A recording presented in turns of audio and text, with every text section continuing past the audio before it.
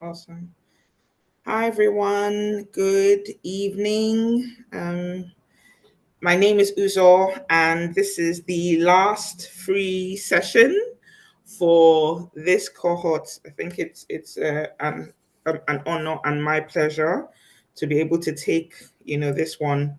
I believe we're going to end with on a high. Let me not say with a bang. So let's end with a high. So yeah. So again, for the overview of what we're going to do today, we're going to, like Juliet mentioned, we're going to review the task that I gave you last session, last Friday. Um, if any of you is willing to share your screen, I'll give two of you an opportunity. I won't wait too long. I'll just ask. I'm letting you know now so you can prepare to share your screen and let us know what you've done. Remember, this is we don't expect you to all we expect from you is that you try. That's literally it. Once you try and you show what you have or what you've been able to do, then we can give you feedback. But if no one is willing to share their screen, we will move on. So hopefully we'll get some volunteers. I'll just do a really quick segment before we come down to this again.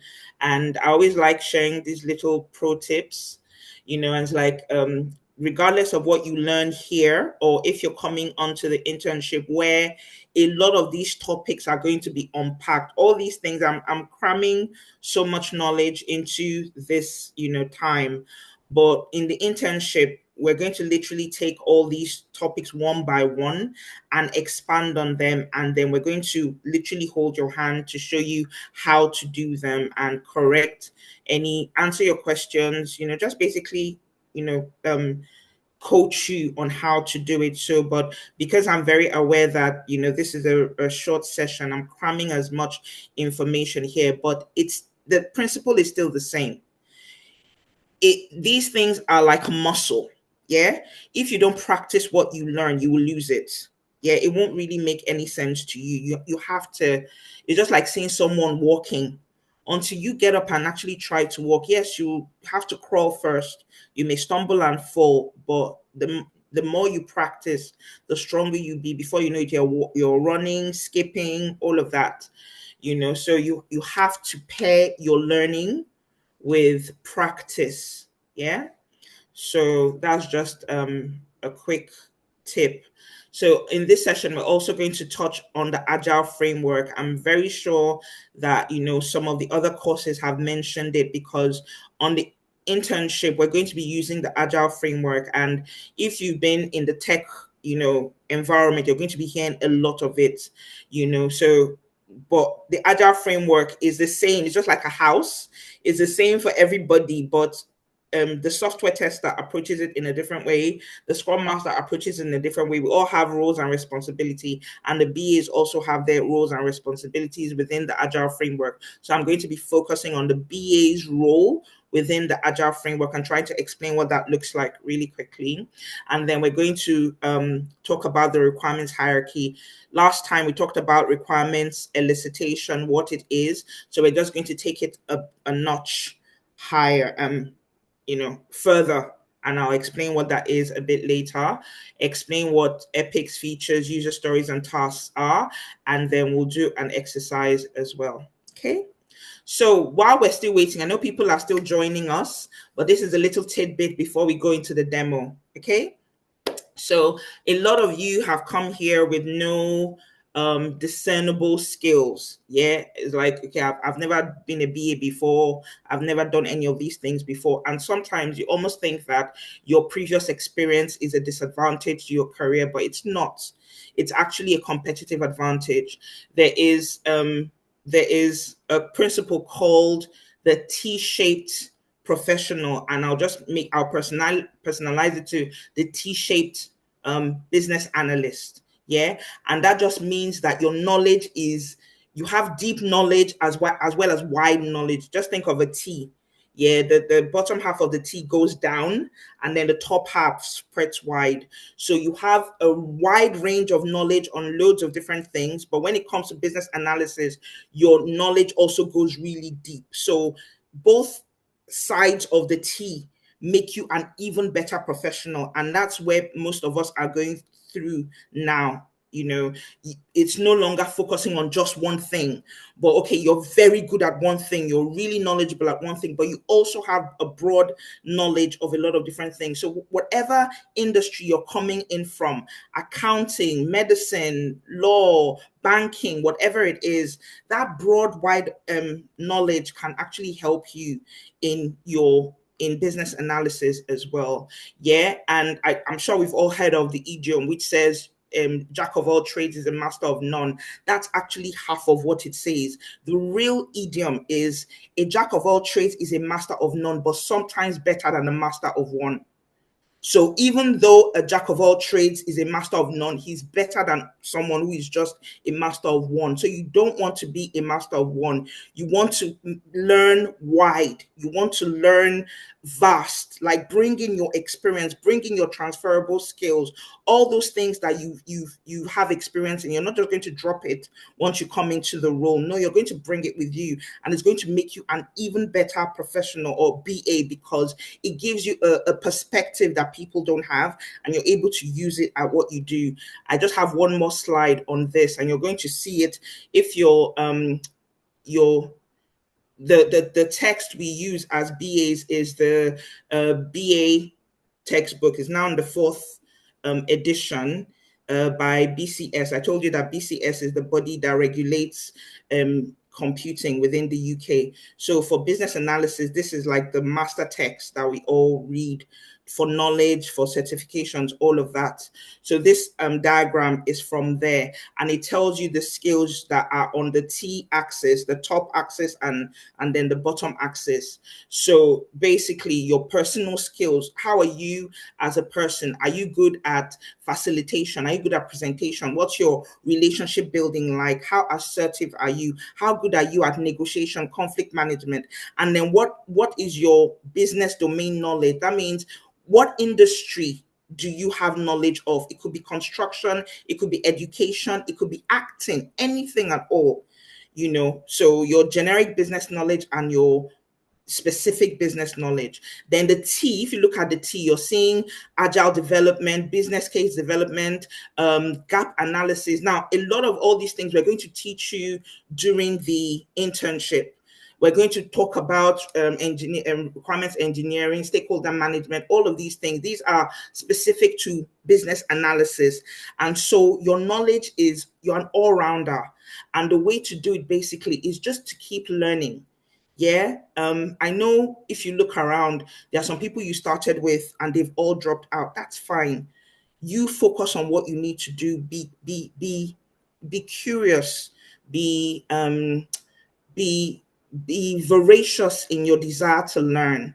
Yeah. Spend time reading books, industry books, all those sorts of things, or general knowledge books. Listen to podcasts, watch videos on the topics that you're interested in. Just keep learning continuously. One of the things I really like again about BlueSky is that even when you pick a role, for example, you pick a BA role, you still have the opportunity, if you stay after the 3 months into the advanced, you still have the opportunity to go back and learn data analysis, learn cybersecurity, any of the courses we offer. You can still go back and keep learning for as long as you want. It's completely up to you. So there's this culture of continuous learning. And when you get it, it will help you as a BA, because you go onto a course and you have to learn about that business. Okay. And again, obviously, when you put your skills to good use, you can benefit your organization, your network, your community, all of that. Yeah. So that was just a very little tidbit to just encourage you, because I know a lot of times when you're hearing a lot of these things, it could be a bit discouraging, but I just want to tell you that you're not starting from zero. Yeah. Your knowledge is a very, very good ladder or step stool on which to build the knowledge you're getting on here, and you can put it to very good use. And if there's skills that you're not really good at, maybe you're not a good communicator, allow me mentioned it last time. I was very good when it comes to writing, but speaking, I'll just clam up. I'd rather be quiet, and not say anything. And even when sometimes I want to talk, I'll start stammering. I'll just go blank, And I recognize that that was a weak aspect of my skill set that I needed to build up on, because I won't only communicate, in a written way. I have to communicate, I have to present, I have to convey my ideas. If I have questions as a BA, I have to ask them. I have to be bold enough to ask them. I have to be assertive. If stakeholders are pushy and they want to insist on whatever they want to insist on, I have to be assertive. Let me give you an example. So as a BA, you learn that requirements are from stakeholders. We don't make requirements as BAs. We get them from somebody, and we have to be able to trace the requirement to the owner. Who gave you these requirements? Where did you get them from? And a good way to trace that, it's called requirements traceability. A good way to trace it from its origin right up to its execution and delivery is to make sure that you get the requirements, you elicit the requirements, you refine them, you go back again to say, is this correct? Is it complete? Is it clear? And once the stakeholder is done with it, you sign off, the stakeholder signs off on it to say, yes, I agree. These are my requirements. They're complete, they're full, everything. So tomorrow when the question is asked, it won't be, well, how did you get these requirements? You can always trace the requirements. So for this project, we just kept getting more and more and more stakeholders. We thought it was a small project, but you talk to a stakeholder, they'll tell you, oh, you need to talk to this other person. You need to talk to this other person. It just, the scope just, not the scope, the number of people we needed to talk to in order to deliver kept increasing. And so at a point, one of the members of the leadership team that we were updating said, okay, you need this particular set of requirements. And there was no one we could get those requirements from. It had to do with future deliverables. But because the project was a dependency on that future project, they wanted us to at least highlight some of the dependencies through requirements. And I was like, how am I going to get these requirements? I can get them from talking to everybody else, but I need someone to sign off on it. And they kept saying, oh, Uzo, it's fine. We don't need anyone. I was like, no, I need someone to sign off on it. Oh, no, it's fine. You can sign off on it. They're not my requirements. I'm not going to sign off on it. And we kept going back and forth until sometimes they'll say, oh, it's the leadership team that has to sign off on it. They'll go like, leadership team don't sign off on requirements. Okay, fine. The project sponsor has to sign off on it. The project sponsor doesn't want, it's not their responsibility. And I kept saying, well, I'm not going to add requirements that I cannot have an owner for, someone who's responsible for, someone who will sign off on it. And by the time we kept going back and forth, the project sponsor agreed to take responsibility for it. And so we had the requirements and I put her name there and she signed off on it. So I got a lot of pushback for it because a lot of people didn't know, why are you insistent on this thing? But I knew that if I didn't do that now, further down the road, if there's ever a question, they're going to come back to me and ask, where did you get these requirements? And by then, people would have moved on. They may have forgotten. You say, oh, I got it from this person. And the person will say, no, it wasn't me. No, I wasn't going to have any of that happen. So I had to be insistent. I had to be assertive. And that was something I had to develop. It's not natural to me. Yeah. So I'll just stop there, but I just wanted to let you know, whether you're continuing with us, which I hope you will be, there's so much we want to talk to you about, but even if you're not, please continue on this journey and keep learning and, seek to become a T-shaped professional. Okay, cool. So I'm going to stop here now and we're going to go to the demo. So do we have any volunteers? Just 2 people. I know we don't have much time, but if you are willing to share your screen, sorry about that. Where's my cursor? Okay, cool. We can go to your assignment. Do we have any volunteers? Anyone who's willing to share their screen? Or any ones that are willing to share their screen? Remember, I gave you the assignment last time. You were supposed to identify the stakeholders, You're supposed to write down some requirements and try your hand at user stories. So was anyone able to do that? And then the bonus task as well was a glossary. So again, just something that would benefit you. Anyone, any takers?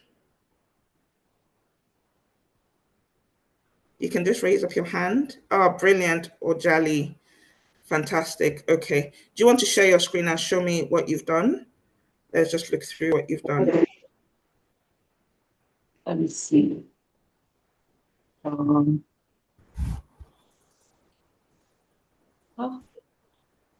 let me open the document down.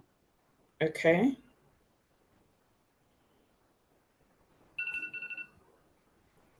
This is it.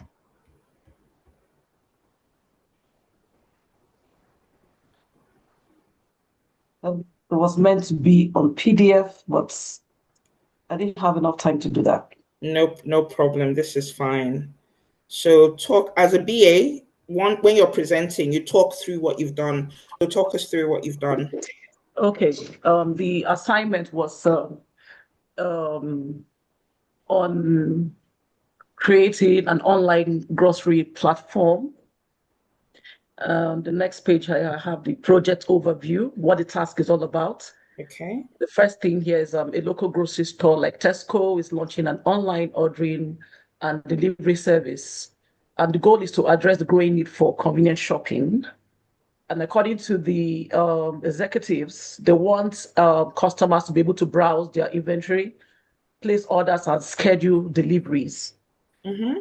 And then some of the requirements they mentioned was that they want the app to be, the platform to be user-friendly, Mm-hmm. secure, scalable, Mm-hmm. just to accommodate growth. And then they want it to be mobile responsive as well. Okay. And then after 3 months, they would like to evaluate the performance Okay. of the platform. You asked us to identify some stakeholders. So this is the list of stakeholders. We have customers who are the primary users of the platform, the leadership team, that's the project sponsors, store employees, those that will manage the inventory and take orders, the delivery team that will handle the delivery and scheduling, IT and development team that will build and maintain the platform, vendor suppliers to provide inventory data, marketing team to promote the platform, and then payment processors to ensure secure transactions. Okay. According to the business owners, some of the requirements they highlighted as follows. Business requirements, I had to categorize them this way. Okay. So I have business requirements, stakeholder requirements, and functional requirements for the platform. So for the business requirements, they want to launch an online ordering and delivery service, which I mentioned earlier, and then allow customers to be able to browse, place orders, and schedule deliveries, and then ensure that the platform is easy to use and mobile responsive. So they should be able to download it on Android or iOS. Then the stakeholder requirements from the leadership, they want a user-friendly, secure, scalable platform, which they can evaluate this performance after 3 months. Then for customers are also part of the stakeholders. They want an intuitive, mobile accessible interface. So they should be able to access this platform on their mobile phones. And then for the employees that will be taking the orders, they want tools for inventory and order management. Then the delivery team should be able to deliver. They need the delivery scheduling system. So they all have to be trained on how to use this as well. Then the functional requirements, that's for the platform, account creation and login, browse inventory with search filter options, add items to carts and place orders, schedule delivery time slots, real-time inventory updates for employees, delivery scheduling for drivers, and then secure payments integration. I think these are the sort of the high-level requirements for the platform. Then the non-functional requirements, usability, it should be mobile responsive, security, data encryption, as in customers' data should be secure, scalability, the platform should be able to handle 10,000 users in 3 months. And then the performance, the page should be able to load in less than 3 seconds with 99% uptime. Then transition requirements, staff training on the platform, data migration for existing inventory, and then pilot phase with a small user group. Then the last one, okay, you asked us to create some user stories. So from the customer's end, as a customer, I want to browse inventory on my mobile device so that I can shop on the go. Then another user story here is, as a customer, I want to filter products by category so that I can find the items quickly. And as a customer, I want to schedule a delivery time slot so I can receive groceries conveniently. Then the fourth one, as a customer, I want to pay securely online so that my financial information is protected. So these are basically everything that the customer is supposed to do on the platform from start to finish. Then acceptance criteria, already talked about this. To be able to download this app on your iOS or Android phones. Let me continue the user stories. Employee user stories. As a store employee, I want to update inventory in real time so that customers see accurate stock. As a store employee, I want to receive order notifications so that I can prepare them promptly. Then for the delivery team, as a delivery driver, I want to see my scheduled deliveries so that I can plan my routes. As a delivery driver, I want to mark deliveries as completed so that the system updates the status. Then the bonus task you asked us to do, you said we should create a glossary, online ordering. Let me just list them, so I'm reading through the whole thing. Online ordering, delivery scheduling, mobile responsive, user-friendly, scalability. I think I've explained some of these ones before. Yeah. Security, talking about GDPR, inventory management, performance evaluation, payment gateway, route management, solution assessment, implementation, evaluation. That's it. Thank you.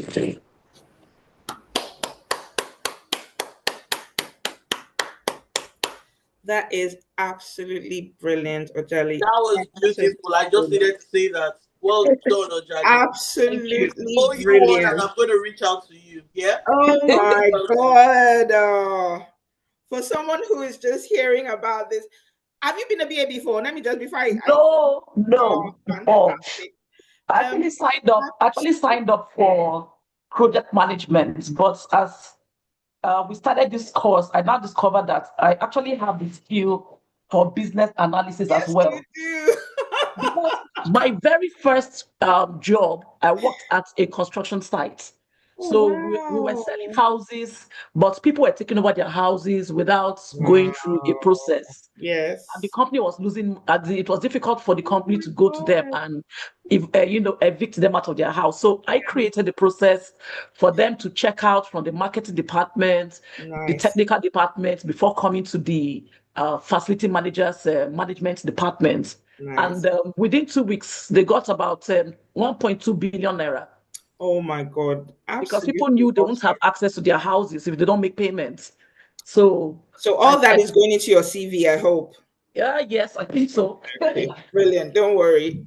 Absolutely great. Okay, so quick feedback. Scroll up to the top. I'm just going to give you very, very, very quick, but this is absolutely awesome, especially for your first time. Sorry, brilliant. Sorry, Salam alaikum. What happened? He ran out of gas, so he took. Luckily, we came in 2 cars. He was supposed to go somewhere else. I was gonna go somewhere else. Luckily, I was still here, so he's taking. Yeah. Okay. Good. Sorry, Ezekiel. I think you dropped a message. I dropped a message. I'm very confused. When was this project given? I was here last week. In the first business analysis class, there were some take-home tasks I gave. So I mentioned that in this second one, we would review it with, whoever I was happy to share, they would share. So I'm just giving people that opportunity again, but it was shared in the last Friday. in the business analysis class. Okay, so we understand what the assignment is. Go back up really quick. I'm going to go through this really quickly because, sorry, go back down. So down here, the next slide. Okay, so fantastic job identifying your stakeholders. Really, really great. Yeah, you've actually gotten quite a lot of them, especially from the example I gave. So really, really great. Who is missing? Payment processors. I would say I'm pretty sure we have things like regulators that may be part of this. You've added suppliers, added internal, external leadership, delivery team. I really love the delivery team and your IT team and all of that. Very good shout for that. But I think the one thing I can see that is missing might be regulators, because you're dealing with customers. I'm sure there are policies that definitely exactly the compliance team and external regulators as well. So you have internal compliance, legal, all of that, but you also have the external. So it's actually the external I was thinking of, but really good. You've captured 99.9% of them. Again, like next time I should group them according to whether they are internal or external stakeholders, right? You can, if that works for you. Again, there's no really hard and fast rule for doing some things. There's best practice, which helps your stakeholders understand the category. So the way you've done it is really good. But yes, if it's better for people to understand, these are internal users, these are external users, these are part of the development team, these are regulators, these are suppliers. Those are the main categories that we work with. So if you have multiple users in those categories, you can kind of group them in so people understand the stakeholders you're referring to. But very well done. Okay, let's go to the next one. Okay, you've captured a lot of the business requirements. I won't really linger here because part of what we're learning today also has to do with requirements. And obviously we've done a bit of that last week. So very good. You've been able to capture a lot of the requirements. Sometimes the requirement, you have to delve a lot deeper, but I like what you've done already based on the example you've given. This is brilliant. So a lot of times you have more information, so you can have more requirements and get the requirements from the stakeholders themselves. But based off of what you know, this is actually really, really good. So let's go to the next category. The next category, we're done with requirements. Love your non-functional and functional requirements as well. The way you categorize them, business requirements, all of that, really, really good. I like your different categories. We'll talk a bit more about requirements and how they're provided, especially in the Agile framework during this class. So let's go to the next one as well. Okay. The transition requirements, love that. Awesome, awesome, awesome.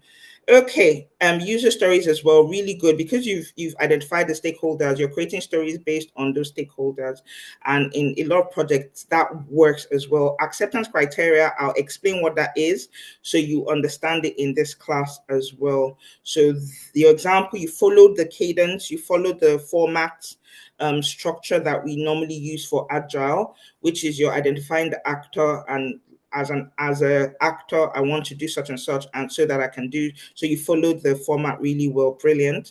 Okay, let's go over to the next slide. Employee delivery. Yep. Let's keep going. Anything else? Okay, and then finally for your glossary. So two things. Your glossary is also another document. So normally it's actually a document in itself where you're able to do this. What you've done here is really good. However, even for the assignment I was giving you, yes, each project has its own glossary, but I wanted you personally to have your own glossary because you're learning a lot of different things. You're learning about requirements, stakeholders, you're learning about functional, non-functional, all the different things you're learning about. I want you to be able to identify those words and then have the description next to it as well for your own learning. So when you attend a class, whether it's if you're obviously for the BA class, you'll be attending the BA classes. Sometimes you also, because you're also working with the Agile framework, with the Scrum framework. You're also going to be attending some of these classes. Maybe you attend Excel classes as well, and all of that, mix and match. So for you, you're going to be learning a lot of words, and you're going to need to populate your CV with those words. I wanted you to have a place to capture it, and a glossary is a very good place. Even when you were presenting, we're talking about high level requirements, you're using some of the lingo, and the way to use it is to know what it is. So if you identify during your classes, you capture it in your personal glossary, then it'll be familiar to you. When you're presenting, you can use them. It becomes second nature to you. So kudos on the glossary for this project. But I also wanted you to have a personal glossary for your own learning, as you know, if you're taking on this course, all of that. Yeah, do you understand the distinction?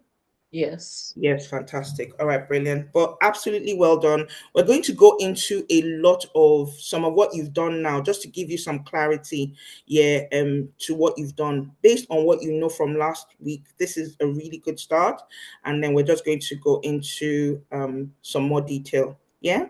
So can I grab the screen from you really quickly? Yeah. Okay. If you stop sharing, I can start sharing.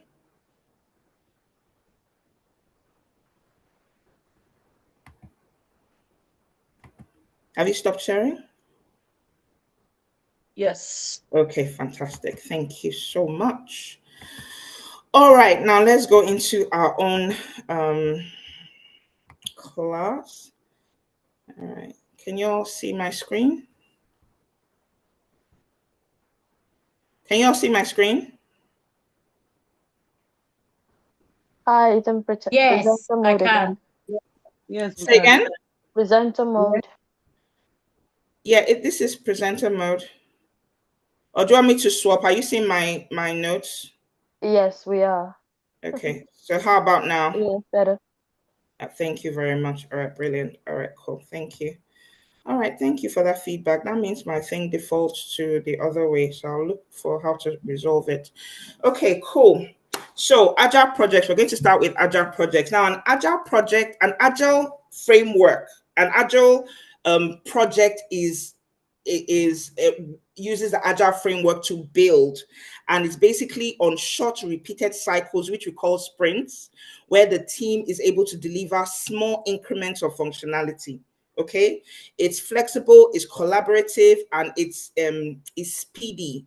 Yeah, you're able to okay, let me try and explain it a bit more. Yeah, so it emphasizes communication between the team, and you're able to deliver the project rather than planning for the entire project, which takes a very long time, and then delivering an entire project, which takes a very long time. And then, at the end of it, you may not even be sure that what you've delivered is what the client actually wants. An Agile framework uses short iterative cycles where it could be every 2 weeks, every 4 weeks, every 1 week. The team knows they focus on a particular functionality that they want to deliver, and then they deliver it, add value. Then the next time they add a bit more, and they add a bit more, and they add a bit more. So that way, the project is being built incrementally, and people are actually getting value on an incremental basis rather than waiting for months and months upon months to get value. Let me give you an example that we all know very, very well. A lot of times we all use mobile phones, and then you have iPhone.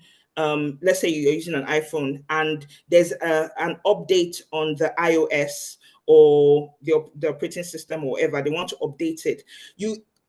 When you bought your iPhone, you were already using a particular operating system, but then after maybe a month or 3 months, they tell you, okay, we want to update it, and this particular update will have this functionality, this functionality, this functionality. That means in the 3 months while you were using the phone, they were building additional functionalities onto the iOS, and then they'll not tell you update it, and you update it, then you now add that functionality onto yours, and then after another 3-month cycle, they'll tell you, okay, we want to update again. So they're building it rather than saying you cannot get the iPhone until we finish this whole because they know what they want to build, but it will take time. So instead of saying nobody can get the iPhone until we build all the functionality we want in there, they're telling you, take this, use this for now. Every 3 months we'll add value. Every 3 months we'll update. Every 3 months we'll make it better. That's basically the agile framework. It's very agile. There's no way else I can use it. It's a cycle. So you plan, you design, you develop, you test, you deliver, then you review to make sure everything is fine. Then you start the cycle again. You plan, so it's a repeated cycle, but each cycle you deliver something of value to the stakeholder. Yeah, we call it iterative. It's iterative. It keeps getting better and better and better. And then for each sprint, you have a focus on what you're delivering. What are we delivering this? What's the sprint goal? What are we going to deliver this particular sprint? You have a goal, and at the end of that sprint, you demo it to your stakeholders and then show them the value you've been able to add, and so on and so forth. Okay, so everybody uses it. I just told you about Apple. Everybody nowadays, there's some companies and projects that may not be well suited for the agile framework, but for most industries in technology especially, and a lot of other fields, agile is actually very, very beneficial to them. So a lot of all these organizations use the agile framework to do what they do. Now, remember, I told you that every team member within the agile team has a role. So your role as the BA, like I said, is to be the bridge between the business stakeholders. In most agile projects, you have a product owner. Your product owner is the one who is like a project, is not your project sponsor actually, but they understand the product you want to deliver. So most of the time you get the requirements from them. They are the liaison between the product, what the end deliverable is supposed to be, and then you as a BA, you get your requirements from the product owner and communicate it to the development team. So your product owner, the BAs and the product owner work very, very close. They work hand in hand in agile projects. Yeah. So again, as a BA, your role is to collaborate with the PO. We call them product owners, we call them POs. You collaborate with them to elicit the requirements, refine it, prioritize. A lot of times, if you're working with a PO, you find that you deal a lot with that PO. So rather than have all these different stakeholders, which you get requirements from, you mainly get it from the product owner. Yeah, and the product owner understands what the product is, so they're able to give you the requirements you need, as opposed to projects that do not have a product owner, which is, waterfall projects and all of that. And then you now have to talk to a lot of different stakeholders. So, but with the product owner, you work hand in hand with them. And one of the things you have to understand is that the BA always works ahead of the sprint in the Agile framework. And what that means is, again, sprints are usually time. So they have a particular time, like I said, 2 weeks, 4 weeks, 1 week. We use the 2-week model here in BlueSky. So every 2 weeks you have a sprint, and each sprint is numbered, sometimes is named. So you have a sprint 0, sprint 1, sprint 2, all of that. Yeah. The BA works ahead of the sprint. So by the time the sprint is starting, and they want to understand what they're delivering in that sprint, the BA should have all the requirements and the user stories to be delivered in that sprint. So they cannot work at the same pace. While the team is doing something else, the BAs are already going to go and get the requirements. They are refining it, prioritizing it, and approving it with the PO. So by the time the sprint starts, that process has already finished. The BAs know the sprint, the user stories or the requirements that are going to be delivered within that sprint, and they communicate it to the development team. So the BAs always work ahead of sprint. While your team is having sprint 0, you guys are already working with the PO to get what you need for sprint 1 ready, and so on and so forth. And a very good BA will have multiple stories ready. So you're not even just waiting for the sprint. You already have loads and loads and loads of user stories that have already been approved by the PO, so that whenever the team wants to select or commit the stories they want for that sprint, they have more than enough. Okay, I'll explain that process to you a bit more. Now, we document in the Agile framework, in Agile projects, we document requirements as user stories. Okay, there are epics, features, user stories, and then tasks. The tasks are for the development team and the QAs, but we create epics, features, user stories. Okay, and epics are big chunks of work that need to be delivered. I'll explain them. Features are smaller. User stories are the smallest, most simple documentation of a requirement. Again, I'll explain what I mean. And then as a BA, you have to make sure that there's an alignment with the requirements and what is delivered. Yeah, the requirements are derived from the business need or the business objectives, and then the deliverable they have to match. You have to deliver what the business has asked you to deliver. You cannot just deliver what you want or that deviate from that. So a BA makes sure that that alignment is there. If the PO says this is what we need to deliver, then that's what the team is going to deliver. Okay, so on to the next one. I want to break down what epics, features, user stories, and tasks are. Okay, so this is the structure we work with in an Agile project. Okay, and it helps with planning, collaboration, improvement, all of that. Yeah, everything you need to make your sprint effective so that you're able to deliver value. This is how it's structured. Once I'm done with this section, I'll show you a real live version of how this looks like. This is just an image, but I'll just show you really quickly how that looks. But as in your project backlog, which is where you document all your requirements. The requirements are broken down into your epic, your feature, your user story, and your task. Your epic is that big chunk of work you want to deliver. So what's that thing you want to deliver, that overall thing you want to deliver? So let's say, for example, you want to deliver a mobile app.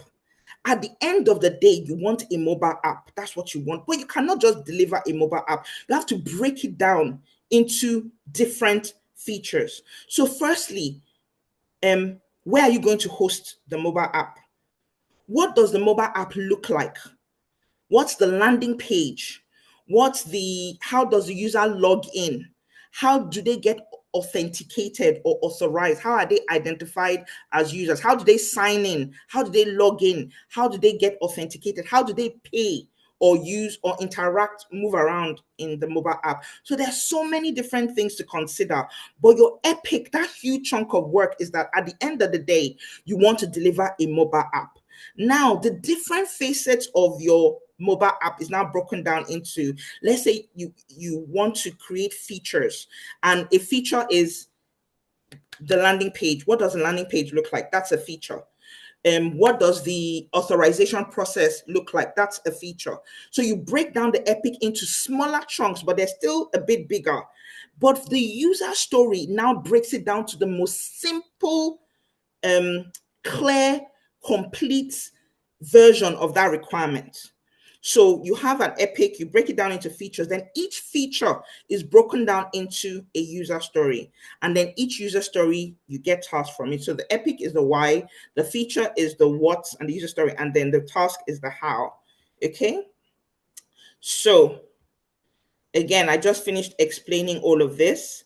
Again, like last time, my slides are loaded with a lot of text because I know that even though I don't have time to go through everything in depth, I still want you to be able to refer to it in the video so you can take your time and read everything. So I'll be going through it really quickly. So I've just explained basically what this is: the epic, the feature, the user story, and the task. Okay.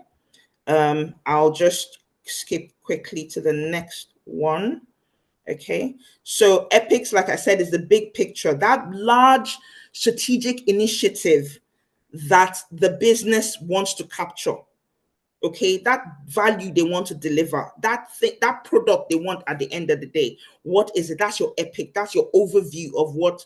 So it's called a broad view, an overview of what the business wants to achieve. Yeah. And like I said, it's broken down further into features and user stories. Now, the purpose is so because when the business is giving an objective, they give you a broad objective. They tell you we want a mobile app. They're not going to tell you, oh, we want a mobile app and a landing page. They'll just tell you this is what we want to get at the end of the day. So that's the epic captures the business objectives. Yeah. And it's usually aligned with the goals of the business. And again, it's the container or what houses your feature and your user story. So the way we refer to it is that the epic is the grandfather, the feature is the parent, and the user story is the child. So when you're creating, so you just don't create user stories and you leave them hanging. Each user story is connected to a feature. Each feature is connected to an epic. That's how you arrange it. So everything is very well organized in your product backlog. I'll show you what that is later. So now the feature, like I said, it's now the components that make up an epic that delivers specific. So I want a mobile app, but I want a specific landing page. What does that landing page look like? What is the sign up functionality? What does that look like? What is the registration functionality? That sign up really? Login. How about login? How about authentication? How do I authenticate? Is there a password process? Do they need second factor or two-factor authentication, multiple factor authentication? How do I make sure that the person who has the account is the person who is signing up for it? So there's an authentication identification process. There might be a payment process depending on what the app is. Yeah. So how do the users pay for the products they select? So all these are features of the epic. So it's breaking down the features into manageable. Value is always behind everything you do. Chunks, okay? And then you define what that's the function of the feature is, okay? And now we have your user stories. For the user stories, remember I explained in our previous class, and I'm explaining now again, that for the Agile framework, your user stories come in a particular format. Yeah, they are usually very simple, clear, brief. Yeah, and they're user-centric. You always have the user story, like it says, how it's in the name. The definition is in the name. Yeah. What does the user, how does the user use this functionality? What do they do and what benefit do they get out of it? So it captures, and this one is the one that your developer uses. Because if you say you want a landing page, what kind of landing page? What is the color? What is the functionality? Where is everything arranged? When I say landing page, you think of a website. When you go onto the website, the first your first interaction, when you click your URL and it opens up a website for you, that's usually the landing page where you land as a user. So a lot of times we have home, about us, services, all those things, all those icons, those buttons in your header. How are they arranged? Where is the logo? Where is the text? How is everything arranged? So if you say landing page, there can be so many different definitions as to what a landing page looks like. So it's not definitive enough. It's not precise enough. When you're now creating the user story, now you're going into detail. Now you're saying, I want the logo to be in the top left corner of the landing page. I want the footer to have contact us, have social media. You're now specific. You're creating a picture. You're detailing the actionable requirements so that the developer will be able to develop that thing you have written down. So your user story is usually very specific. When I come onto this page as a user, what do I see? What do I click on? When I click on that thing, how does the system respond to me? Okay, that's usually your user, and it's very simple language, not techie language. If it's in a complex language, you simplify it. So it's called the smallest unit of work in an agile project, and it's used for development, estimation. Estimation is by the time the developer sees it, that they will say, it's going to take me this amount of effort to deliver on this particular user story. So you have to estimate how much time and effort it would take to deliver on that story. Again, you learn all of that during the internship. And then planning, obviously. So you have to plan, but everybody has to be on the same page. We have to understand what we're doing. Otherwise, there'll be chaos. So that's your user story. Very, very important. And then tasks, like I said, are the actionable work items. QAs and developers create tasks. But the first three are for us. These ones are for the developers and the QAs. Doesn't mean that the developers and the QAs won't use our user stories. Yes, they use our user stories, but based off of the user stories, they now create tasks where they're now saying, in order to deliver on this user story, this is my task. These are the things I have to work on. And then they write it out. Once they've done it, they'll mark it as done, and then you test it to make sure that it's done properly. Okay, before I move to this, I want to show you the real live example of what I've just been talking about now. So let me share my screen. I'm going to show you an Azure DevOps board. Okay, so all these epics, features, all of that. I want to show you a real life project where everything is how it's done. So this is one of the projects we've worked on previously. As you can see, so this is an Azure DevOps board. I'm sure you've seen it in your Scrum or software testing classes before. So you have the name of the project team, and then you have their work and all of that. You learn how to use all of this. It's fine. But as you can see, these are the epics. This is the home page. Okay, so we want to deliver on the home page. Now, once you click on this button, you see all the different features. Yeah, so these are the features. In order to get the home page, we need to develop the header. We need to develop the footer. Ignore this. And then we need to develop something else. And then when you click on the header feature, you now see all the user stories. So for the header, on the header, we are going to have an About Us button. We're going to have sign up button, homepage, logo, all of that. So all these are user stories. Yeah. And then you now click on one of the user stories, and then these are the tasks. So in order to deliver on this homepage user story, the developer has created their task. The testers have developed their own tasks for manual testing and automation testing. So this is the hierarchy I mentioned. This is the grandfather, this is the parent, and this is the child. Again, we're going to show you how to use all of this, give you access to it, but do not create best practice. The things you're going to learn in the internship, they're not common. There are loads of people who still don't understand how to use this product. I work in a multinational organization. One of the launch and learn sessions I'm having, if not this month, next month, is explaining how to use this to my project team. Because they brought it in and they said everybody has to use it. And I'm like, yeah, I know how to use it. And they're like, okay, could we have a launch and learn session where you kind of put us through? And we also have an agile coach. So there's a bit more, I'm talking a bit more about requirements and then moving the requirements onto the Azure DevOps board, but this is part of what I'm doing. So the knowledge you're learning is not common. It's sought after in the markets. So when you go into that, it places you in a very, very, very good position to get a good role, because people are like, bring the knowledge you have and bring it onto my team. If we already use it, then you know how to use it. If we have people that don't know how to use it, then you can help them and all of that. And that's a testimonial for a lot of us in BlueSky. We go into organizations and we share our knowledge there as well. So this is just an example of what this looks like.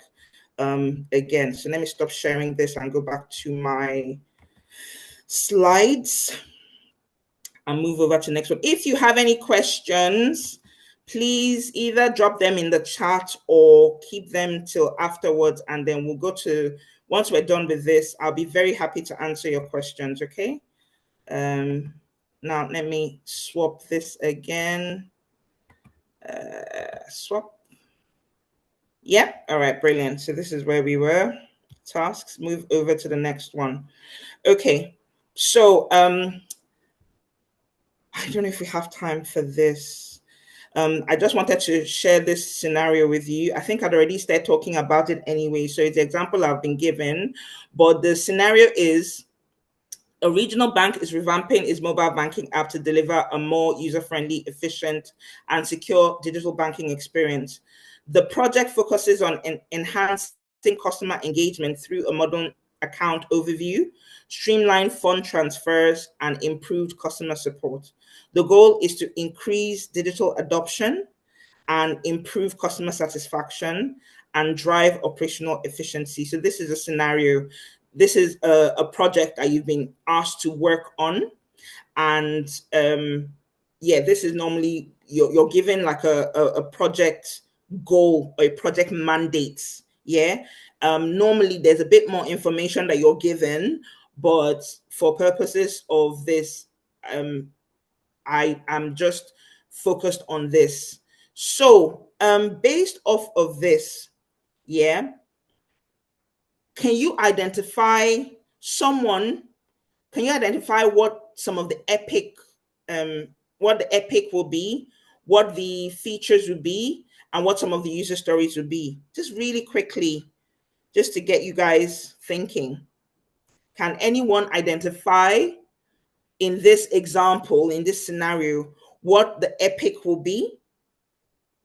Let's start with that. What would your epic be?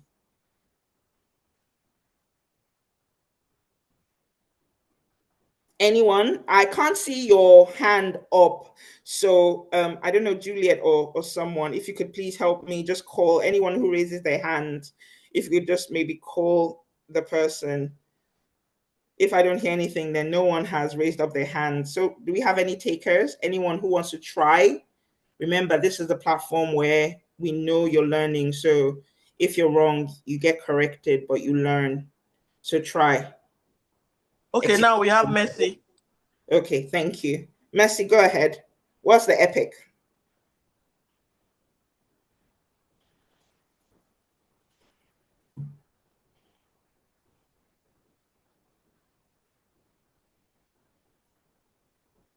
Messi, if you're speaking, we can't hear you. I know you are unmuted, but we cannot hear you.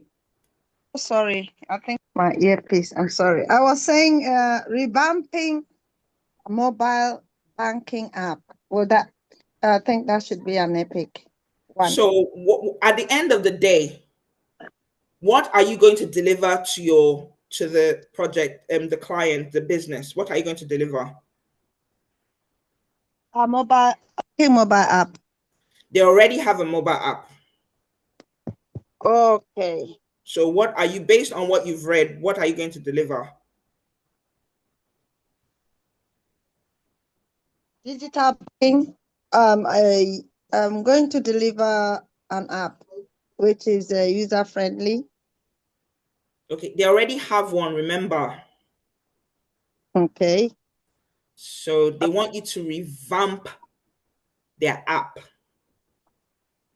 They already have an app, it's revamping. Yes, okay. They want to revamp it. So at the end of the day, what are you going to deliver to them? That's tricky. Right. I think I can make an attempt if you don't mind. Go ahead. Right. I think if you're going to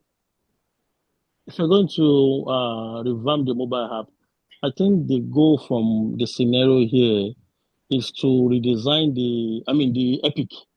The epic is to enhancement of the mobile banking experience, and the goal is to redesign the mobile banking app so that it can deliver a user-friendly and probably a secure digital banking experience. Okay. That's my. You're on the right track, but remember, your epic is a very short description of what you're delivering. Right. So you've listed a lot of things which are correct, but so I can put that in the body of the epic, but the title of the epic, what am I going to mobile deliver? Banking experience enhancements. That's actually good. I would probably say new and improved banking app. Okay. Or improved banking app. So basically, they have a banking app, but they want it to be better. Okay. So you're going to deliver a better mobile app, a new and improved, enhanced. I like your word. You said enhanced. Okay. So I'll say an enhanced or improved mobile banking app, because it can't be just a mobile app, because they already have one, but they want to revamp it. So a lot of times are called to do a business improvement. There's already a process in place, but they just want to make it better, more efficient, more productive. So they bring you in to improve that business process. It doesn't mean the process is not there. They just want you to improve. Sometimes it's not there. You're creating something new, but sometimes there's a functionality that exists and they want to make it better. So in this example, your epic will be an improved, or using your word, an enhanced mobile banking app. Brilliant. Now, what are some of the features that we can get out of that mobile banking app? What would you say some of the features are? I think I have just one or two. It's fine. One is more than enough. I'll take it. I will use enhanced or improved customer support. Better customer support. Brilliant. Yeah. Okay. Fantastic. Yeah. I like that. Okay. Improved customer support. Anyone else has a feature? Example of a feature? One more person. Just one more. Some of the features can be creating an account. That should be one of the features. And then a payment gateway, since it's going to be streamlined funding. Go back to the first one you said. What was the first one you said? I said account, really, account, whereby you have, if this is personal account, if it's the other method of account that you have to set up. Okay. Then you have the features that has to do with payment gateway. Yes, I like a payment gateway one, but I want to go back to that particular one just to be clear, because it's remember, we want to be very clear, we want to be very concise. Now, there is an existing mobile app and there is existing account functionality. So if there is an existing account functionality, what would you say the feature will be?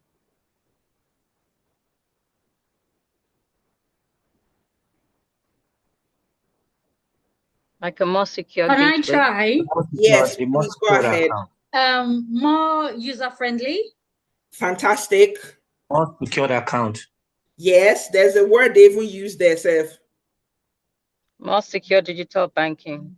Yes, that's good. They use, remember, we're talking about the accounts now. The account feature we're talking about. There's an existing one, but what would you say a feature of this project would be with respect to the account creation or user account, all of that? What would you say? I would say streamlined fund transfer. Yeah, streamlined. From what you're seeing, what do you think it will be? Just look through and then look at the account functionality. What would you say it is? Would add security management. Okay, look at the account functionality where it talks about remember, that's what we're talking about. The account functionality. What does it say? Look in the middle section. Streamlined fund transfer. I said it before. Unless it's wrong. Before the streamlined fund transfer, the account.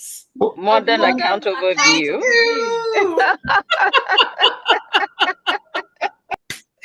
Someone's going to, I will not, you guys have to get it. See, business analysis is not hard. You get the information. If they don't give you the information, you ask for it. We don't make assumptions.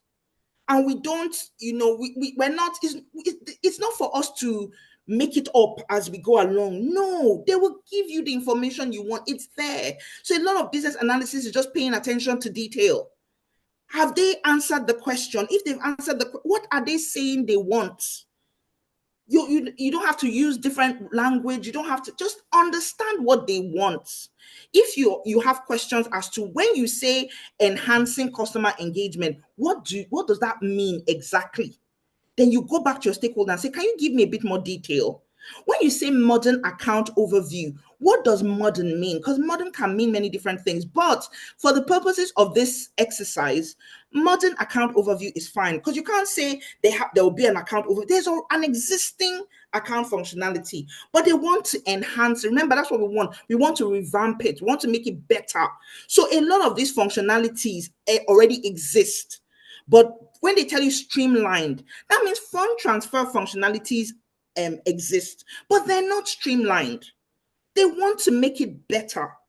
So you're not going to say, oh, there'll be fund transfer. There was fund transfer before, but we just want to, there was customer support before. We just want to make it better. So your question as a BA will be, when you say improved customer support, firstly, what is existing now and how do you want it to be tomorrow? Because that's the functionality we're going to have to develop. But for purposes of this exercise and even documentation, you can just say a feature is improved customer support, streamlined fund transfer, just call the things you see out. And then you can now ask them to elaborate on it. Okay, so we're not going to reinvent the wheel. We're not making it up as we go along. Any information you need, ask. If you're asking somebody and they're like, I'm not the person you need to ask. They're like, who do I talk to? And you talk to the person. And when you're done talking to the person, you say, I got this information from Olaomi, from Juliet, from Ogali, from Ezekiel. These are the people I got the information from. They are the owners of the requirements. So I'm only documenting what they're saying. So that's what business analysis is. Trust me, you can do it. It's so easy. All right, let's move over to part 2. Now we're now delving into user stories, because user stories are our bread and butter. We deal with user stories like it's no man's business. And a user story is not complete without its acceptance criteria. And I'll tell you why. Okay. And then to make your user story better, there's supporting documentation, which is also wireframing. So user story is not, you know, there are different layers to it. Okay. So this says the connector syntax. That's what it's called. As I want, so that. Acceptance criteria has its own language, its own format. It's called the Gherkin syntax.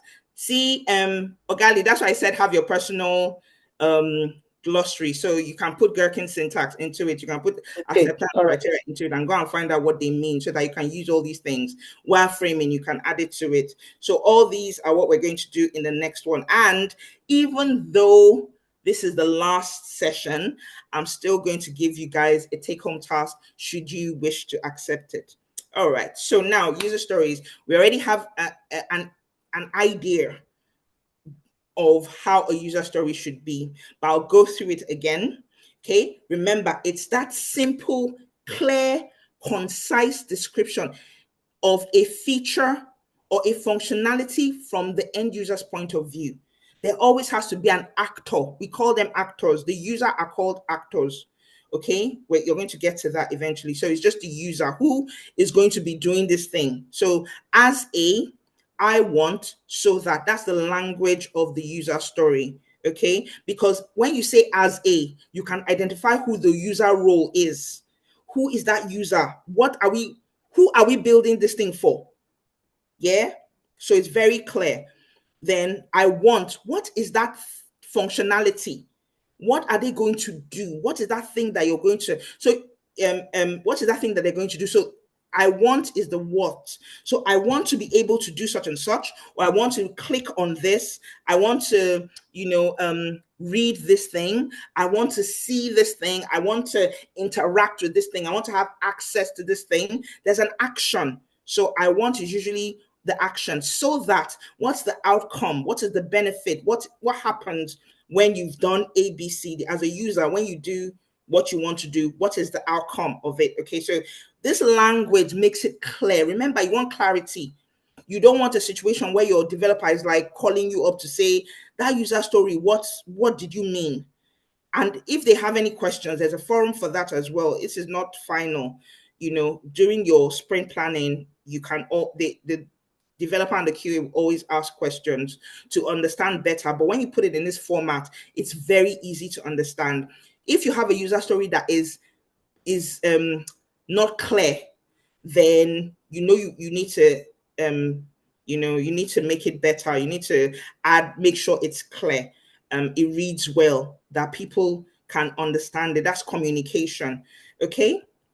So we use the INVEST principle for user stories. Okay. So it's a set of guidelines so that you can create the best possible user stories in your agile project. And for INVEST, each letter stands for something. So your user stories have to be independent. They have to be complete on their own. If your developer or your QA has to refer to another user story in order to understand this user story, that user story is not independent. It cannot rely on something else. All the information that is needed for the developer to work on that story or for the QA to test that story needs to be in that story. You cannot have two different user stories that you're saying, oh, wait here, to understand this story, open this other one. No, then you've gotten it wrong. So each story has to be independent. It's negotiable. Remember, I told you that during your sprint planning, your developers and your QAs can ask you questions. So your PO, your product owner, can ask you questions like, okay, when you say this, what does it mean? Oh, could you explain a bit more about this? So it's negotiable. You can't say as a B, I've written the business and the user story, take it as it is. No, it's open to discussion. It's open to refinement. It has to be valuable.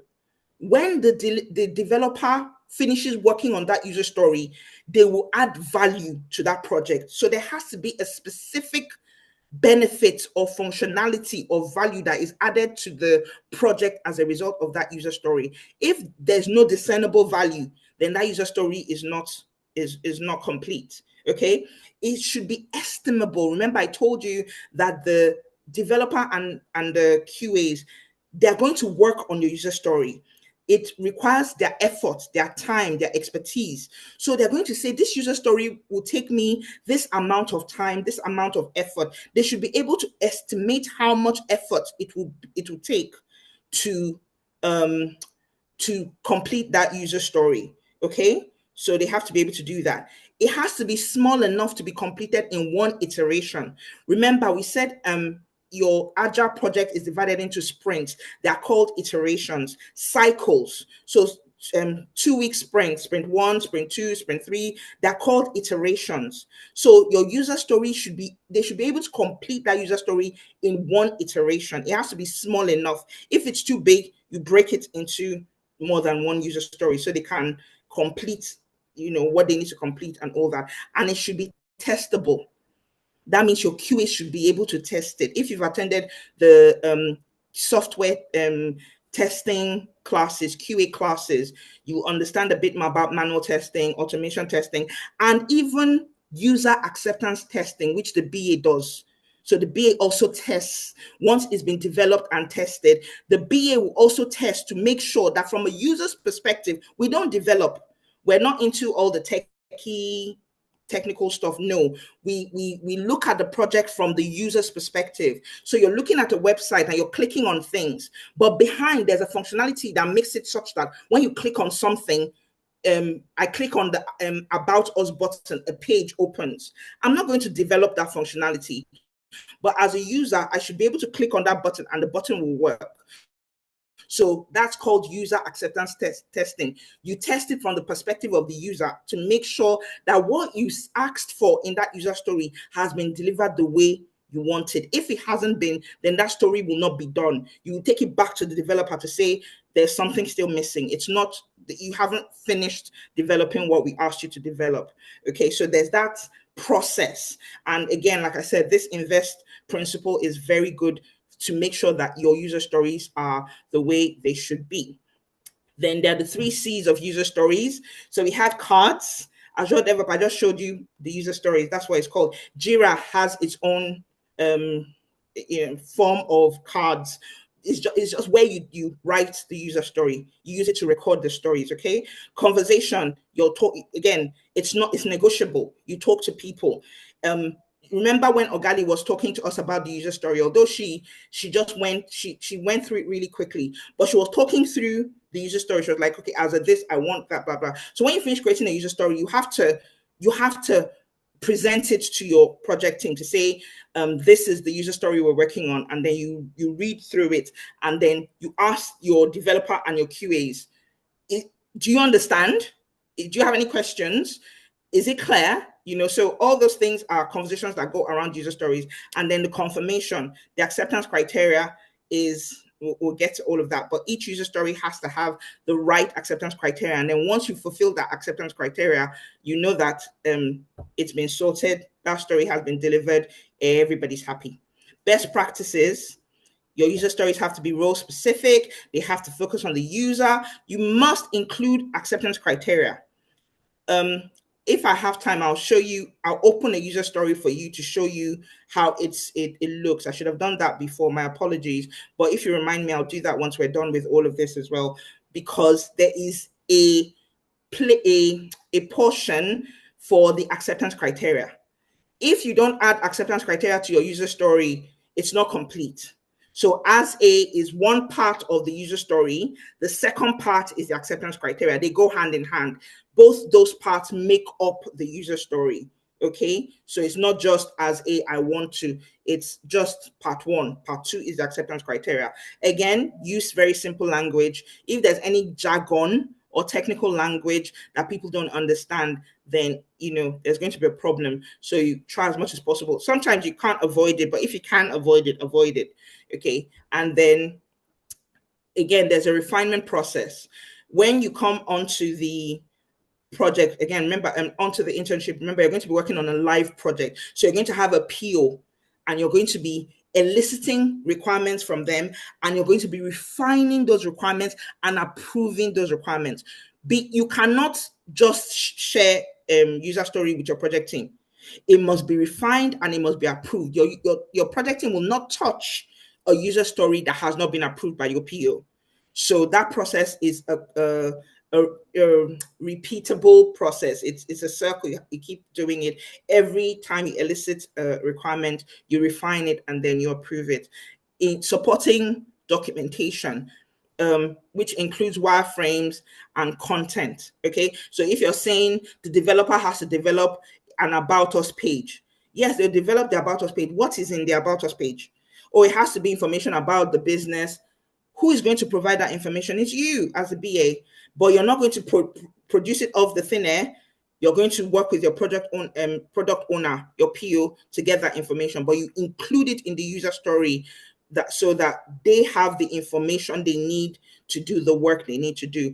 And then wireframes, again, that's another topic on its own. We're going to teach you wireframes. We use Balsamic to create wireframes here in BlueSky. So we're going to take you through that process as well. But all these things are things that need to be part of the user story. Now, acceptance criteria is okay, so we have the description of the user story, the as a, I want to, that follows the connector syntax like I talked about. The acceptance criteria is the second part of your user story, and it is a testable checklist, yeah, which accounts for every possible scenario to make sure that the user story is complete, okay? Let me explain this. I already said that user story is not complete without the acceptance criteria, so you get that.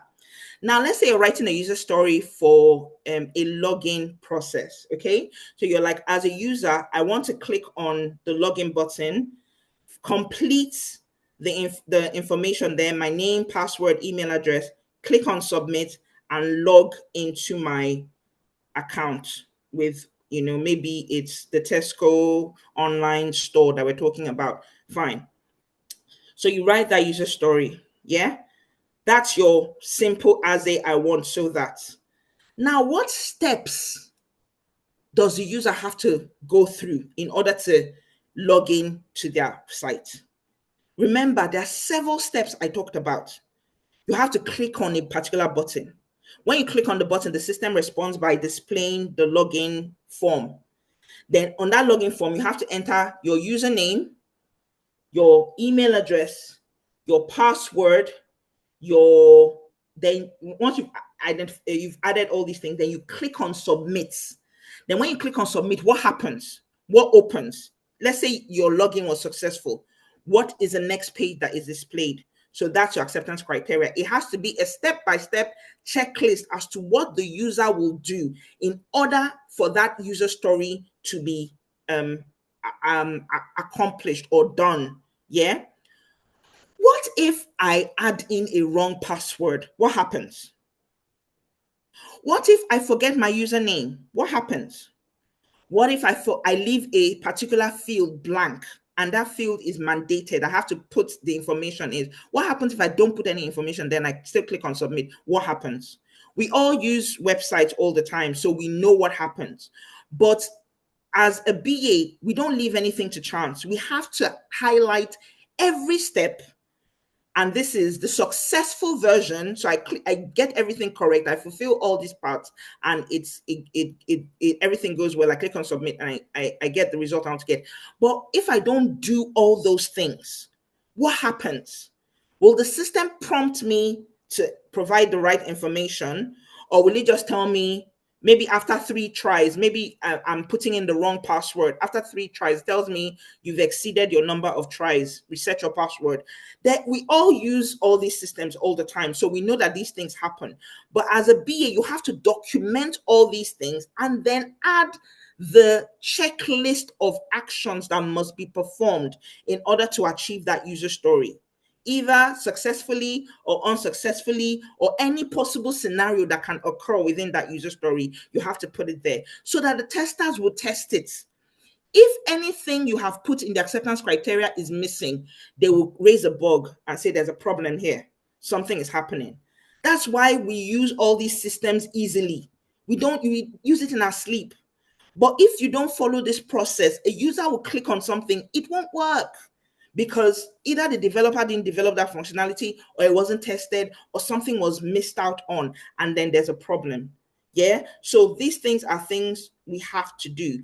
Now, the criteria is written using the Gherkin syntax, and I'll show you what that looks like. Okay. So,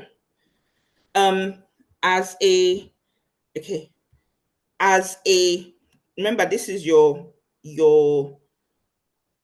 user story. Okay. As a bride or a groom, man or woman, whoever you are, the user is a bride or the groom. I want a wedding cake so that my guests can enjoy desserts at the reception. That's your user story. Now, can anyone unmute and tell me what number of, how many tiers do you want the wedding cake to be? Anybody is free, just unmute and talk. How many tiers do you want your wedding cake to look like, to have? Sorry. 4. 4. Who else? 5. 5. Brilliant. Okay, so we have 4 and 5. What flavor do you want each tier to be? Vanilla. Vanilla, yes. Chocolate, yes. Strawberry. What? Strawberry, brilliant. Rum. Okay. Then what kind of frosting do you want it to have? Icing, frosting. Who else? Butter. Butter, frosting. Who else? Fondant, brilliant. Any dietary restrictions or requirements? No, do you have any? No, none. You don't want it gluten-free? Gluten-free nuts, yeah. Nuts, you want nuts? Okay, brilliant. Do you want vegetarian? No, it's vegetarian. Okay, so your decorative elements, what kind of decoration do you want to put on your cake? Trimmings, beautiful. That looks like a lovely cake. What else? None, just simple and classic. One classic, nothing on it. Brilliant. Who else has another decorative element? Anything else? No? Okay, let's move on to the size. What's the number of guests you want this cake to feed at your wedding reception? 50. 50, brilliant. Who else? 100. 100, fantastic. Who else? Any other number? 400. 400, fantastic. Thank you so much. This one cake, how can this one cake fulfill all those requirements? It's not possible. It cannot be all these things at the same time. It cannot be 3 tiers and 4 tiers at the same time. It cannot have butter and fondant at the same time. It cannot feed 50 and feed 400 at the same time. So if we want a wedding cake, we have to specify the detail. What color? How do you want it before the reception, after the reception, in the middle of? There are so many variables. So we have to be specific. Otherwise, your baker or caterer, whoever is baking the cake, no one's going to take the job. What nonsense. What do you want me to do? Do you want me to come and go and kill myself? How far? So you have to be specific. Now, when you're specific, that's your acceptance criteria. In order to accept this cake, I want it to be 4 tiers. I want it to have vanilla flavor only. I want it to have fondant. You're specific. So when that cake is delivered, you check off all those things. Is it 4 tiers? Yes. Is it vanilla flavor? Yes. Is it fondant? Yes. If it's anything else, no, that's not what I asked for. If you do it with cakes, then you definitely have to do it with software or tech or a particular product. So that's your acceptance criteria. It's your checklist. What do you want this thing to do? Be specific. What color? What position? What, is the functionality? What are the steps? You have to specify. Okay? So moving on to the next. Now, this is what an acceptance criteria looks like. We already know what the user story looks like. So people have different ways of writing it. Remember, then it depends on your project team. There's no hard and fast rule. But when you're dealing with agile projects, this is the best practice of how to create criteria. So you can do the rule-based way, make sure that this is this, verify that that is that. But then the one we want is the scenario-based criteria, which has the language of given, when, then. So given that I am on the login page. Remember, the user story is I want to log into the website. I want to access my account. As a user, I want to log into the application so I can access my account. That's the user story. Now, the acceptance criteria is given I am on the login page. So that's your precondition.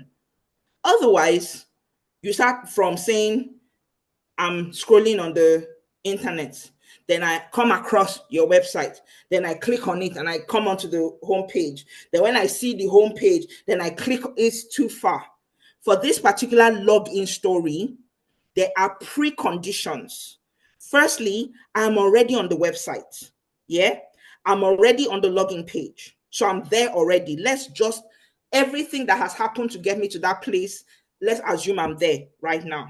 So I don't have to tell the story of before. So given is your precondition. If you have any precondition for that user story, that's where you put it in the given. When, that's your action. So given I'm on the login page, when I enter my username and password, and so you have additional actions. When is your action? But you can have, and I click on the button, and something else, and something else. So if there are any other additional actions that need to be put in there, you just keep adding and. Then is your outcome. Then I will be taken to the dashboard. So I have successfully entered my login details, username and password, and I click on the login button. Then I'll be taken to the dashboard page. So that's your outcome. So it has to be in this format: given, when, then. Given is your precondition, and each of these given, when, then can have and. Remember, I said and is an additional action. Given can also have and. So you have given, you can say, for example, given I'm a registered user of the website and I am on the login page. This one just went straight to I'm on the login page. It's still correct.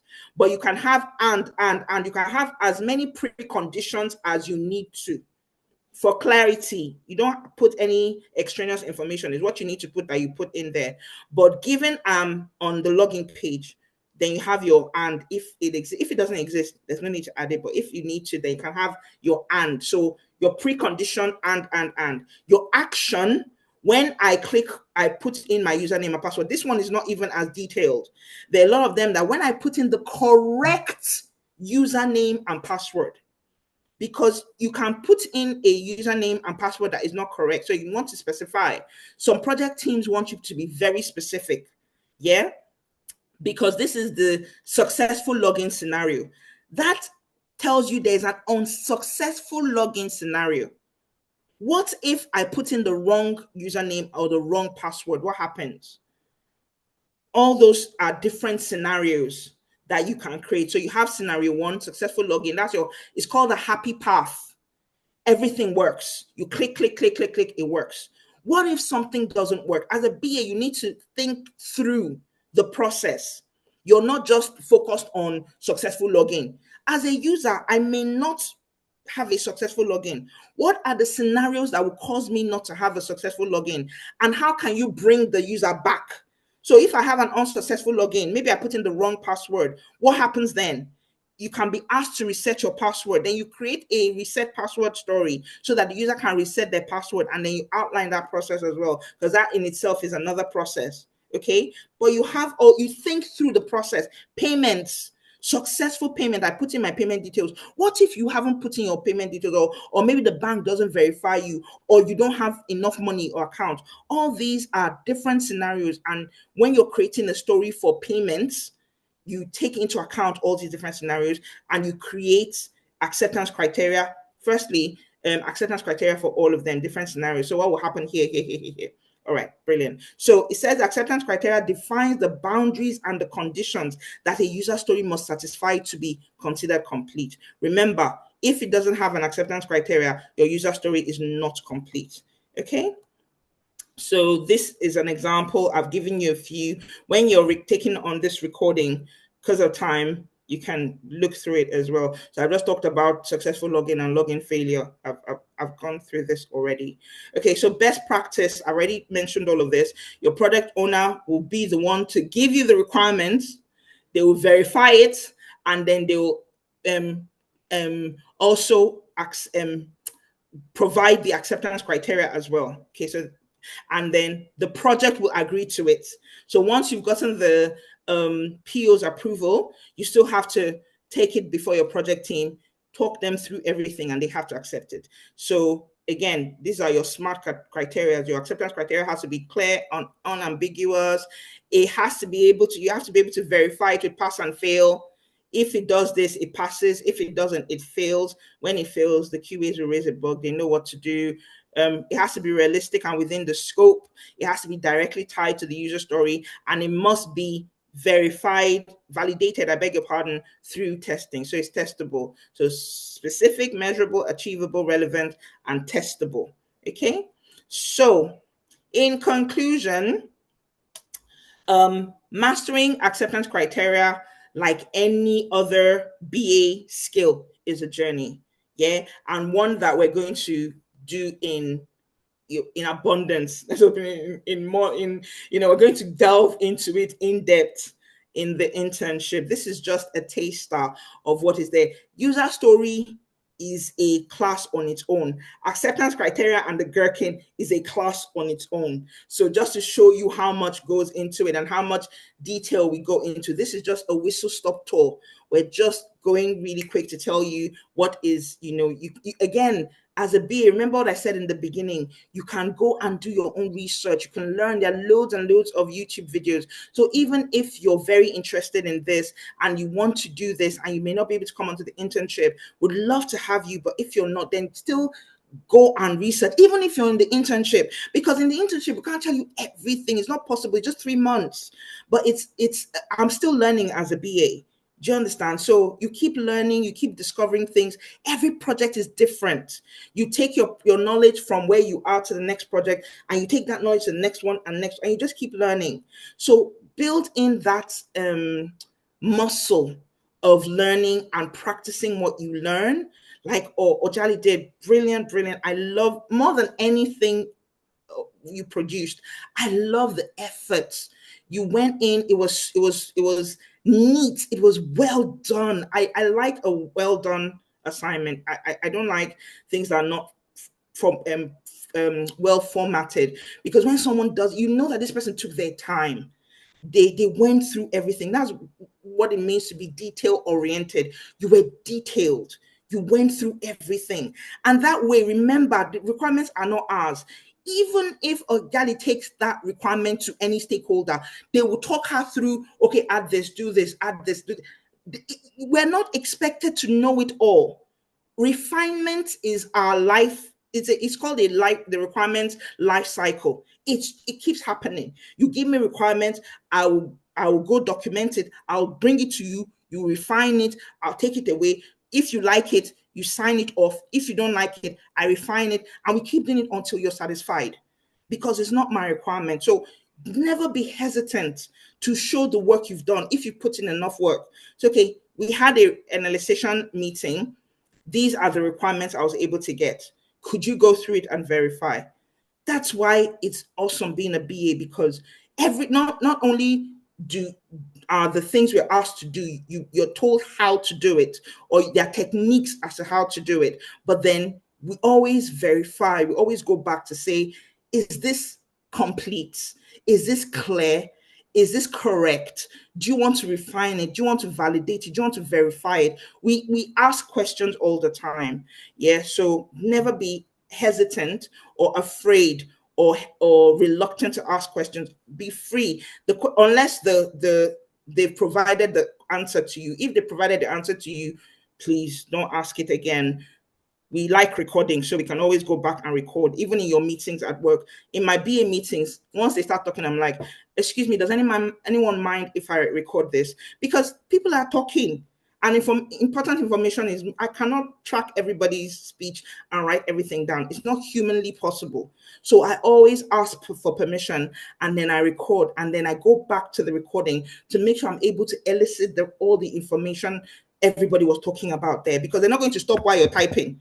They're talking. Yeah, you ask them a question, they're replying. So that cadence is too fast for someone to listen and capture at the same time. So everyone knows we record meetings, and then you go back to make sure you captured everything properly, so you don't miss out on anything. And then when you send it to them, you have a record of what they have, the requirements they've given to you. But basically, start small, start simply, and then keep incorporating all these different techniques as you grow. Okay. Again, remember, I told you that there's a take-home task, although this is the last day, for your own personal knowledge and improvement. You can, do this task. Again, it's not compulsory, but it'll be awesome. If you come on board, we can go through it if you want as well. So the assignment is, there's a local grocery store. Remember, it was like Tesco Express, but we're calling our own BlueSky Express. We're launching an online ordering and delivery service. Okay, so I would like an account with them so I can use their services. Yeah. Now your tasks will be to write user stories and acceptance criteria for successful registration, unsuccessful registration, successful login, unsuccessful login, lost password, or delete account if I want to delete my account. So these are the 6 different user stories I'd like you to create. And remember, a user story is not complete without the acceptance criteria. So if I say user story, I also mean acceptance criteria. Okay, I think this is my last slide. But before I stop, I finish. I said I'll show you what a user story looks like. So if you have any questions, you can get it ready while I just show you what it looks like from the Azure board. Let me do that really quickly. I'm almost done, and we can take your questions. So this is what I showed you all before. So let's go to About Us. I hope this is a good one. Okay. Oh,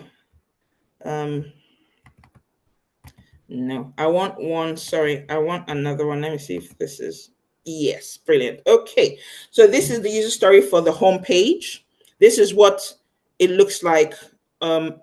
It's called a backlog item, a PBI. It's also a user story. PBI is Azure DevOps word for user story. Okay, now as you can see, your description, yeah, you have your description here. As a user on the website, I want to be able to access the homepage so that I can navigate around the website. So you have your user story here. Now you have your acceptance criteria. Okay, so given I am searching on the website to use Redflix website, and when I enter the Redflix URL, then I am directed to the home page. So this is your given when then acceptance criteria. Now, acceptance criteria, remember I said it's not complete until it has 3 elements. It has your description, which is your as a I want so that. It has your acceptance criteria given when then, and then it has any other additional content, including your wireframe. So this is an example of a wireframe. But before we even get to the wireframe, you have a description of how the homepage should look. So your homepage should have the header, banner, movie teasers, carousel, awards, carousel, gallery. It has listed out everything that should be on the homepage. Then we've created a wireframe. This image is called a wireframe. Again, another class that we're going to take that has your an example. We call it a lo-fi sketch. As you can see, it's like it's done in pencil. Yeah, it doesn't have color, it doesn't have all of that. It's just a very simple depiction of what the homepage would look like. So when we say the header should have home, biography, blah, blah, blah, this is what it looks like. When we say the logo should be on the left-hand side, this is what we look like. When we say the search button should be here, this is what it looks like. This carousel, we said, okay, it should have different carousel. This is what it looks like. Then we have the footer. So they've shown you an example of how everything should be arranged. They've told you what should be on it, and they've shown you how it should be arranged. So this is your wireframe. So there's no guesswork. There are no assumptions. Everybody understands where everything should be. So by the time the homepage is delivered, it should look like this positionally. Obviously, it will have colors and all those things. All these things will be clickable. So this is just a low fidelity sketch of what it will look like, just so that we know the positioning of how everything is and how it's arranged and all of that. So this is what your user story looks like. This is the business analyst who created this. You have your QA and all of that. I remember I told you that this is parented. So you can see the feature this is assigned to. You can see the child, all the different things. You can see on this one card. Remember, I said the 3 C's of a user story card. So this is a card. Yeah, you can see so much information. You know the person who created it. You know the state. Has it been done? Has it not been done? Has the work finished? Has it not been finished? This is the project. Everything is here. Again, you're going to have access to all of this. You're going to be taught how to use it, and you're going to be proficient in it by the time you're done. As a BA, this is where we live. This is our bread and butter. By the time we finish all our illustration, we document it here.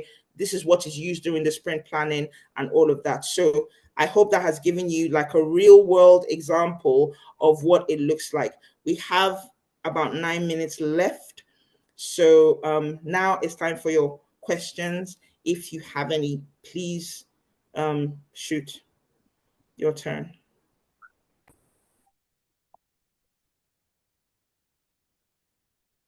Thank you very much for your time. You're welcome. And for the organizers, God bless you. I just want to say one thing, a positive feedback. Your lecture made BA practice itself look very simple. I'm sure it's not that very simple, but the way you explained it, it made it look very interesting and simple.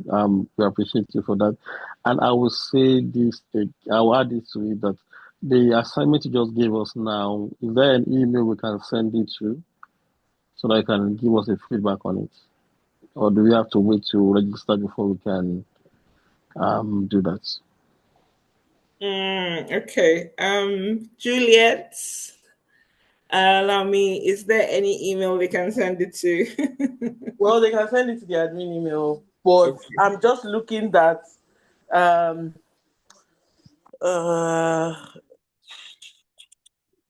okay. if you want to submit the assignment, I'll give you a link to submit it. Yeah. When you guys are ready, just ask on the platform that you want to start submitting an assignment. We'll give you a link to drop it in. Then we'll pick it up. No need of sending an email to admin. We'll give you a link. Yeah. Thank you for that. Ezekiel, I hope that answered your question. So we'll give you a link and we'll give Uzo the access so she can see everybody's name. Make sure you don't just submit without, writing your name and everything, so we'll know what is for. Yeah. Okay. Anyway, we'll know with your